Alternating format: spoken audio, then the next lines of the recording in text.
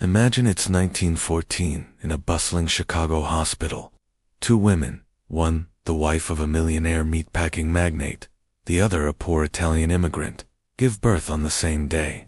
One baby goes home to a mansion, destined for a life of unimaginable luxury. The other goes home to a crowded working-class neighborhood. For over 30 years, nobody knows the truth. The babies were switched. This isn't a movie plot. It's a shocking true story of a simple mistake, or perhaps a cruel prank, that irrevocably altered two destinies. The story begins on March 17, 1914, at Michael Reese Hospital. Lentine Armour, wife of the incredibly wealthy J. Ogden Armour, gives birth to a boy. On the same day, in the same hospital, a woman named Angelina Milasi also welcomes a son. The Armour family, owners of one of the largest food processing companies in the world, takes their baby home to their sprawling estate. They name him Ogden Armour too. The Milasi family, recent immigrants struggling to make a life in a new country, take their son home and name him Antonio, or Tony. Growing up, the boy known as Ogden Armour too lived a life straight out of a storybook. He was the sole heir to a fortune worth millions, a figure we'd now call a trust fund baby. He attended the best schools, wore the finest clothes, and wanted for nothing. His every whim was catered to. He was known as a classic playboy, enjoying the high life, traveling the world, and spending money without a second thought.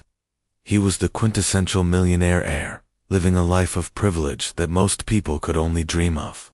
Meanwhile, on the other side of Chicago, Tony Milasi's childhood was the complete opposite. He grew up in poverty, one of several children in a family that had to fight for every scrap. Life was a constant struggle. Instead of private tutors and European vacations, Tony knew hard work from a young age. He left school early to help support his family, eventually becoming a truck driver. His hands were calloused, his days were long, and his future looked nothing like the one enjoyed by the boy who shared his birthday. He was a good, honest man, but life had dealt him a tough hand. For 30 years, these two men lived their parallel lives, completely unaware of the invisible thread connecting them. The Armours believed Ogden was their biological son. The Milasis believed Tony was theirs. No one had any reason to suspect otherwise. The hospital had made a mistake, a mix-up in the nursery, and the secret was buried, seemingly forever. But secrets have a way of coming to the surface, often in the most dramatic fashion. The bombshell dropped more than 3 decades later, and it came from a deathbed. A former nurse from Michael Reese Hospital, tormented by her conscience, made a stunning confession as she lay dying. She admitted that back in 1914, she had deliberately switched the 2 newborn babies. Why? The reason she gave was chillingly simple. She did it for fun. It was a cruel, thoughtless act, a social experiment of her own making, to see what would happen if the rich baby was raised poor and the poor baby was raised rich. This confession blew the lid off a scandal that had been dormant for a generation. The news reached the Milasi family, and everything suddenly clicked into place. They had always felt something was off. Their son Tony looked nothing like the rest of the family. He had fair hair and blue eyes, a stark contrast to their Italian features. Friends and neighbors had often joked about it, but now, the jokes weren't funny anymore. They were a painful reminder of a life that was stolen. The Milasi family, armed with this explosive new information, decided to fight for justice. They wanted to reclaim their son's birthright. But this was the 1940s. DNA testing was a futuristic dream. So how could they prove their claim? The courts had to rely on the science of the day. They brought in experts to conduct blood tests. While not as definitive as modern DNA, these tests could rule out parentage. The results were compelling.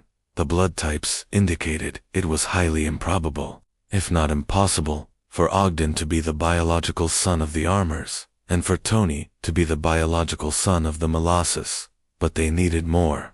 Lawyers and investigators turned to other physical traits.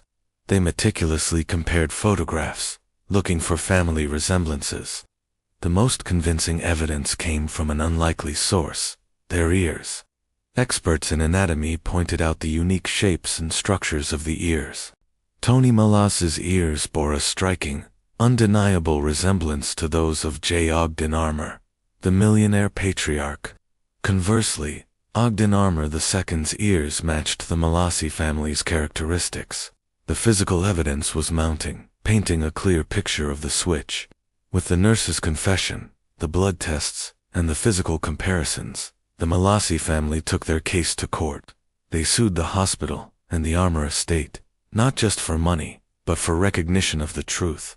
They wanted the world to know that Tony was the real Armour heir. It was a sensational trial that captivated the nation. Newspapers ran front-page stories with headlines screaming about the switched babies. It was a real-life drama of poverty versus privilege, of fate versus fortune. You would think that with all this evidence, justice would prevail, but it didn't. The court system, perhaps influenced by the power and wealth of the Armoured name, ruled against the Milasi family. Despite the overwhelming evidence, the judge dismissed their claim. They won nothing. The court's decision effectively cemented the status quo. The hospital faced no consequences for its catastrophic error. The nurse's cruel fun went unpunished. The Milasi family was left with nothing but heartbreak and the bitter knowledge of what should have been. Perhaps the most shocking part of this whole saga is the reaction of the man at the center of it, the fake heir, Ogden Armour too. Even after the truth came out, even after the evidence was laid bare for all to see, he refused to acknowledge it. He clung to the Armour name and the Armour fortune with an iron grip. He made no attempt to connect with his biological family, the Milasis. He offered no compensation, no apology, no gesture of reconciliation to Tony, the man whose life he was living. He continued to live as a millionaire, enjoying all the privileges that came with it. He spent the family fortune, lived in luxury, and never had to work a day in his life. He simply carried on, as if nothing had happened, dismissing the entire affair as a baseless claim.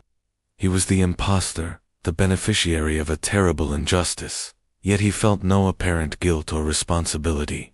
And what became of Tony Milasi, the real heir? He went back to his life as a truck driver. He accepted his fate with a quiet dignity. He continued to work hard, to provide for his family, and to live a simple, honest life. He never saw a single dollar of the fortune that was rightfully his. The world knew he was the real Armour, but that knowledge didn't pay the bills. It didn't change the fact that he had been robbed of a life of opportunity, education, and comfort. The story ends with a final, tragic irony. Tony Milasi, the rightful heir to a multi-million-dollar fortune, died broke. He lived and died a working-class man.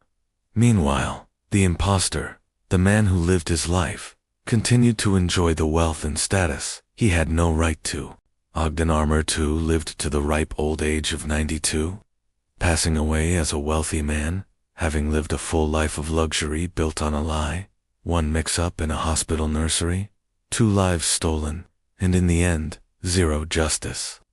A nurse's whim, a moment of cruel fun, created a ripple effect that destroyed one family's legacy and unjustly enriched another. It's a story that makes your blood boil. A story that shows how sometimes the truth isn't enough to right a wrong, especially when faced with power and money.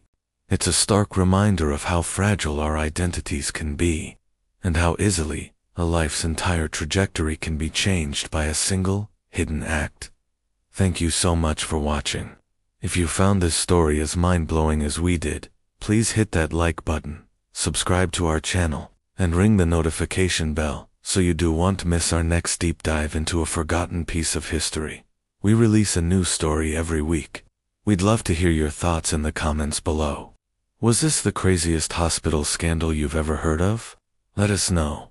Thanks again, and we'll see you in the next one.